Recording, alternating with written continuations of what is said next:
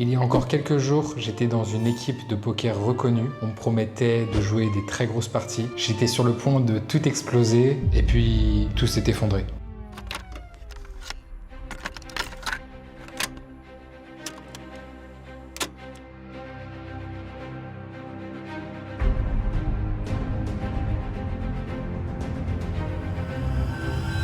Je m'appelle Andy, j'ai 24 ans, joueur de poker professionnel. Il y a encore seulement quelques mois, je dormais dans ma voiture. Aujourd'hui, je me retrouve à jouer des parties de cash game incroyables. J'ai pris mes derniers dollars en poche pour rejoindre le Cambodge et grind des parties de cash game.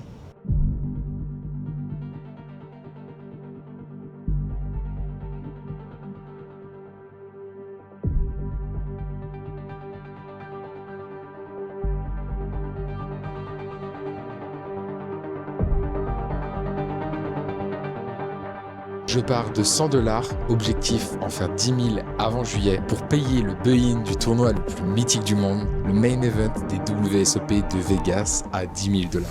On a décidé de prendre un chauffeur privé pour faire Phnom Penh, Sihanoukville et traverser une bonne partie du Cambodge. 4h30 de route plus tard, on débarque à Sihanoukville. À Sihanoukville, il y a un peu plus de 100 000 habitants pour environ 110-130 casinos.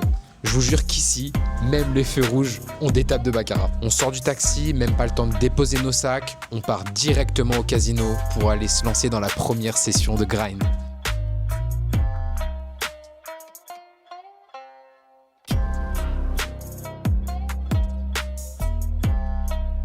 Stop. Ça, c'est le challenge que j'avais commencé à filmer. En seulement 6 jours, j'ai été monté à 2500 $. Mais les choses ont changé. Une nouvelle qui remet tout en question jusqu'à maintenant et les choses qui ont été dites dans ma dernière vidéo. Après le boom de la dernière vidéo sur ma chaîne que vous avez vu, qui est à l'heure actuelle 65 000 vues, c'est quand même plutôt honnête dans la niche poker française. C'est pas ça le plus important, le fait est que cette vidéo a quand même explosé, elle vous a plu, j'en suis très content. Après cela, j'ai tout simplement été en contact avec plusieurs personnes influentes du milieu et donc j'en suis venu à discuter avec un binôme très connu dans le poker français, une très belle opportunité qui s'offrait à moi potentiellement. J'ai donc décidé de me retourner à ce moment-là vers ma team pour leur discuter d'un potentiel partenariat avec ces deux joueurs parce qu'à mes yeux, ça me semblait être une très bonne opportunité. Par souci de transparence, je n'ai évidemment pas accepté avant d'en parler à ma team. Et ça n'a pas du tout été bien reçu. Quelques messages échangés et là, une incompréhension est arrivée. On n'était pas forcément en accord sur ce que ce partenariat pouvait apporter. Je décide d'aller me coucher, la discussion était plutôt houleuse. C'était la première fois que ça arrivait. Et le lendemain, à mon réveil, je découvre en ouvrant mon téléphone que je suis exclu de l'équipe.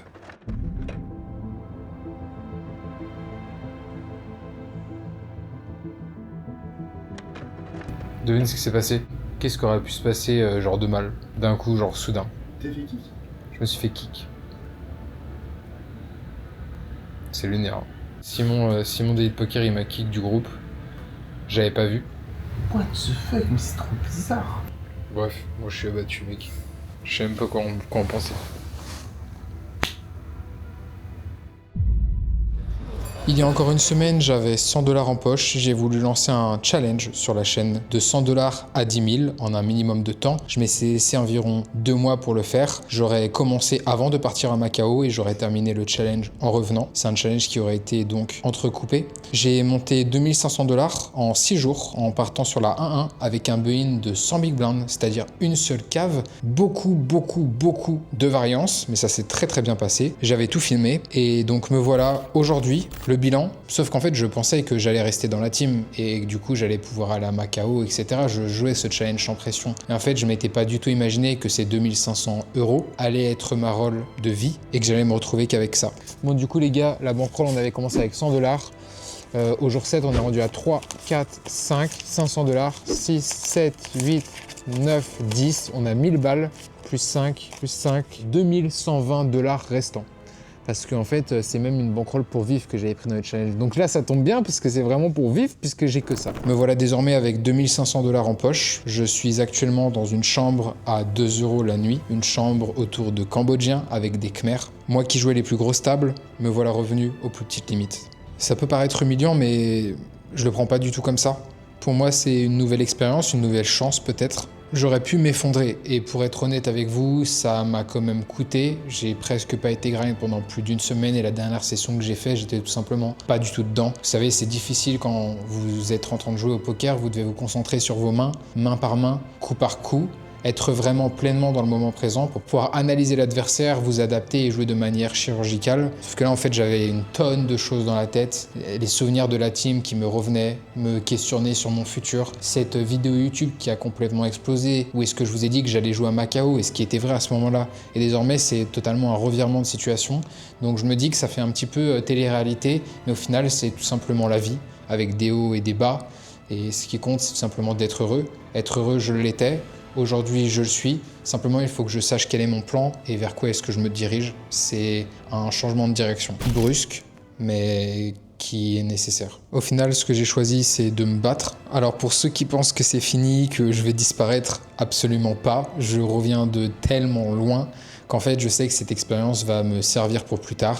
Peut-être qu'au moment présent, je vois ça comme une perte. En fait, pour vous expliquer, c'est simplement que j'ai commencé avec Elite Poker et au final, le fait qu'il ne m'accompagne plus, c'est comme si une partie de moi, de ma vie, s'en allait. Un petit peu comme si est-ce que je venais de quitter ma copine ou qu'elle venait de me quitter. En l'occurrence, elle vient de me quitter. Et au final, tu dois rebondir et tu te retrouves dans cette phase un petit peu de, je sais pas, d'hésitation, de blanc, où est-ce que tu te demandes qu'est-ce que tu vas faire, où est-ce que tu dois aller. Je suis en plein dans cette phase et je sais que ça va aller. Je sais pas encore comment est-ce que je vais matérialiser tout ça, dans quelle direction est-ce que je vais. Mais ce qui est certain, c'est que je vais me reconstruire main après main, gagner dollar par dollar en vous filmant une bonne partie de ce voyage et entre guillemets reprendre ce qu'on m'a enlevé. C'est-à-dire que je vais me rentourer de joueurs qui sont meilleurs que moi parce que même si je peux vivre du poker très très bien aujourd'hui, j'ai quand même envie de continuer d'évoluer parce que j'estime que c'est nécessaire de continuer de se faire coacher. Mes routines de travail sont complètement orientées autour de mes coachings. On va review toutes les HH de Andy, on va voir où sont ses blunders, s'il y a du bad run, s'il y a du good run, s'il y a des erreurs, de la miss opti, on va tout voir. On fait un bilan médical comme il dit de toutes ces HH. C'est parti. Donc si j'enlève cette grosse partie qu'est les coachings, au final je me retrouve avec des nouvelles méthodes de travail que je vais devoir rechercher pendant des semaines, etc. pour que ça fonctionne pour moi. En fait, j'ai juste envie de garder les mêmes méthodes de travail que j'avais avant. Pour ça, il faut que je m'entoure de coachs qui sont bons dans le coaching live. Parce que des joueurs qui sont très performants, qui savent ce qu'ils font en profondeur et pourquoi, c'est vraiment ce pourquoi, comprendre pourquoi est-ce qu'on fait les choses. Il y en a quand même très très peu. Parce qu'actuellement, j'ai quand même un niveau qui est plus que décent. Aller, entre guillemets, aux tables pour gagner mon argent, etc. En fait, c'est cool, mais si c'est juste pour gagner de l'argent, ça n'a aucun sens et je sais que ça va me dégoûter sur le moyen long terme. Donc je peux pas rester dans cette dynamique, j'ai besoin de retrouver un coach, de me rentourer, pas forcément être stacké parce que ma rôle, je vais la remonter. Je suis tellement passionné par le jeu que je n'ai aucun ego. Je suis en train de jouer les plus petites limites du monde presque à l'heure actuelle et ça ne me pose aucun problème. Je continue de prendre de plaisir, de prendre des notes, de voir chaque coup de manière très sérieuse. Je suis un petit peu dans une phase pas d'hésitation, mais voilà, je me sens un petit peu perdu. Je me rappelle aussi que j'ai seulement 24 ans, c'est rien du tout, je suis un bébé. Comme le dit mon mentor Grégory, il m'a envoyé des messages directement après la nouvelle parce que j'étais perdu, vous vous doutez bien. Et il m'a dit que c'était rien, à l'échelle d'une vie, c'était rien du tout et que même si aujourd'hui je me sentais entre guillemets ralentir parce que les personnes qui étaient avec moi, des personnes qui sont meilleures et d'autres qui avaient un niveau inférieur, si on parle en termes de niveau pur, sont à Macao à l'heure actuelle, en train de jouer des grosses parties. Et moi, je n'y suis pas. Je suis dans une putain de chambre à 2 € la nuit, perdu en plein milieu du Cambodge, avec presque pas d'argent, mais j'ai encore mes skills, en fait, vous voyez. Et ça peut paraître être à première vue comme une défaite, tout ça, comme le fait que je vais être ralenti, que ça va prendre plus de temps, etc. Mais au final, qu'est-ce qu'on en sait? Ça se trouve, dans un an, je serai au même endroit qu'eux, etc. Donc je pense que ça n'a rien à voir. Je vais continuer d'évoluer, de travailler sur mon jeu. Ce n'est pas grave, de toute façon, les chemins de vie sont différents. On verra où est-ce que chacun arrivera. Pas d'ego, chacun suivra le chemin qu'il doit suivre. En tout cas, il faut simplement que je décide de me réadapter et de prendre la meilleure décision par rapport à la situation actuelle telle qu'elle est, en délaissant l'ego, en essayant de ne pas me faire impacter par mes peurs, du moins le moins possible, ainsi que mes doutes. Avec cette chaîne, comme je vous l'ai dit précédemment, vous m'avez vu tomber, douter, me relever. Désormais, on est clairement dans une période de down, mais je vais profiter de ça comme d'une belle expérience qui fera que je pourrai progresser en tant que joueur de poker, mais aussi en tant qu'humain. Tout simplement, si vous voulez continuer de me suivre, vous êtes sur la bonne chaîne. Je vous conseille de vous abonner. J'ai un Instagram qui va bientôt évoluer. Je vais tout simplement commencer à faire des réels sur Insta pour aller chercher un public plus large, mais je me suis rendu compte en allant au Texas qu'il y avait des très très belles parties avec des joueurs qui sont quand même relativement mauvais, qui jouent des montants indécents, très très gros, avec un niveau très faible. Et ce qui compte au poker, c'est tout simplement de trouver les meilleures parties à jouer. Qu'un mec soit plus fort que vous, s'il battle que contre des règles, il fera moins d'argent. Donc au final, qui est-ce qui a raison? Est-ce que c'est le gars qui est meilleur ou est-ce que c'est le gars qui choisit son écosystème? J'ai choisi de choisir mon écosystème, sans négliger la progression dans mon jeu, évidemment. Cependant, au Texas, aux US, etc. Si vous commencez à avoir un minimum d'influence et donc une communauté, vous pouvez avoir accès à des games incroyables que même Elite Poker n'arrivait pas à jouer. Donc c'est pour ça que je me dis, j'ai déjà quelques contacts aux US, je pourrais jouer ces parties, vous proposer des vidéos encore plus incroyables qu'avant et je me dis tout simplement que le chemin n'en sera que plus beau parce qu'aujourd'hui on repart dans une période différente de ma vie. C'est une phase que jamais dans laquelle j'aurais pu penser être, mais c'est aussi ça le poker. Quand on dit c'est l'aventure, le poker, en fait c'est ça, c'est les surprises, les déceptions, les joies, les peines. Et au final, je me dis juste qu'il faut que je vois les choses de manière rationnelle.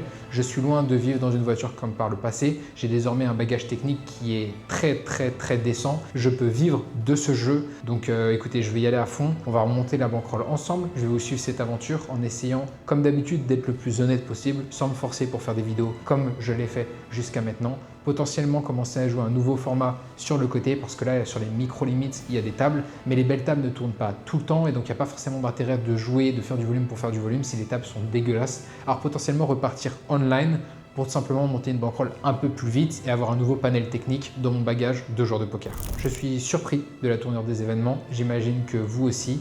Néanmoins, l'important, c'est de se relever, de se battre. C'est les valeurs que j'essaie de transmettre à travers la chaîne. Même la scène ici, vous voyez, je suis dans une chambre, il n'y a rien, même la luminosité est un petit peu bizarre. Mes voisins sont des Khmers, des Chinois, etc. C'est super atypique.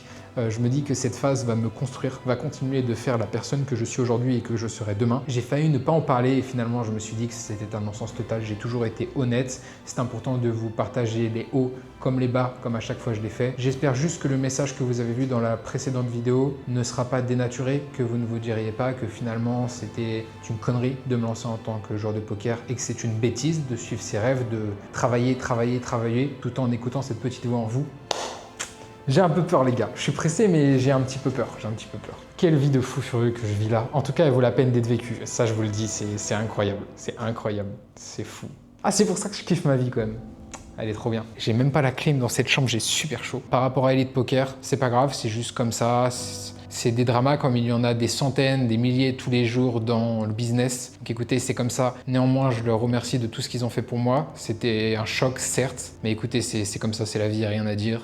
C'est pas grave, Je vais juste continuer mon chemin. Et dans tous les cas, je suis reconnaissant de ce qu'ils m'ont apporté. C'est vraiment la même chose pour moi que quand on n'est plus avec son ex. Plutôt que de juste lui cracher dessus, se rappeler des bons moments. Et tout simplement, chacun doit faire son chemin. Il n'y a pas de problème. Enfin, vous devez être OK avec ça en fait. Vous pouvez pas rester coincé dans le passé, paralysé. C'est ces moments-là où est-ce que vous devez rebondir le plus vite possible. On a vite fait d'être mélancolique ou de rester comme ça en train de faire du surplace pendant 1 mois, 2 mois, des années même. Ça m'est déjà arrivé par le passé et j'ai pas envie de reproduire cette erreur car aujourd'hui j'ai pas de temps à perdre. On a de grandes choses à faire. J'ai tout quitté en France pour venir au Cambodge et venir avec toi. Donc maintenant je suis commit, comme on dit. C'est fini. Qu'on ait rien ou qu'on ait tout, ça revient au même. Je suis là, ça va le faire. Rien à foutre. Et bah c'est juste on va y aller, la tête haute et puis on va tout baiser, hein, c'est tout. Même si on n'a rien. Est-ce que tu crois tes paroles là? Ah bah bien sûr que oui, j'y crois. Ça va être long, ça va être dur, mais on va tout baiser. J'ai été kick d'Elite Poker, ta réaction? Je suis dans la merde.